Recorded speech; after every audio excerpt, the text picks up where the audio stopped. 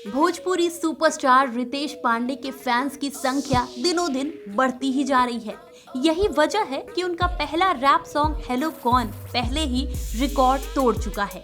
अब ये गाना लॉकडाउन में खूब देखा जा रहा है। रितेश का यह गाना भोजपुरी म्यूजिक इंडस्ट्री का सबसे बड़ा हिट गाना बन गया है। इस गाने को 1.9 मिलियन से अधिक लाइक्स भी मिले हैं और 400 मिलियन से ज्यादा बार देखा जा चुका है। गाना रिद्धि म्यूजिक वर्ल्ड के ऑफिशियल यूट्यूब चैनल पर 9 दिसंबर 2019 में रिलीज किया गया था, जिसे रितेश पांडे ने स्नेह उपाध्याय के साथ मिलकर गाया है। इसके बोल आशीष वर्मा ने लिखे हैं। यह गाना रिलीज के बाद ही वायरल हो गया था। गाना इतना वायरल हुआ कि इसकी पहुंच भोजपुरी से निकलकर बॉलीवुड तक भी जा पहुंची, जहां मशहूर अभिनेत्री शिल्पा शेट्टी कुंद्रा ने भी इस गाने का टिकटॉक वीडियो बनाकर पोस्ट किया था। साथ ही उन्होंने गाने को अप्रिशिएट भी किया था। टिकटॉक लवर्स के बीच ये गाना काफी पॉपुलर हुआ था।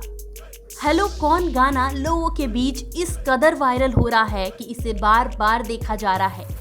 अब तक YouTube पर खेसारी लाल यादव और पवन सिंह के कई गाने 300 मिलियन या 350 मिलियन व्यूज पा चुके हैं, लेकिन कोई भी गाना 500 मिलियन के आसपास भी नहीं पहुंचा।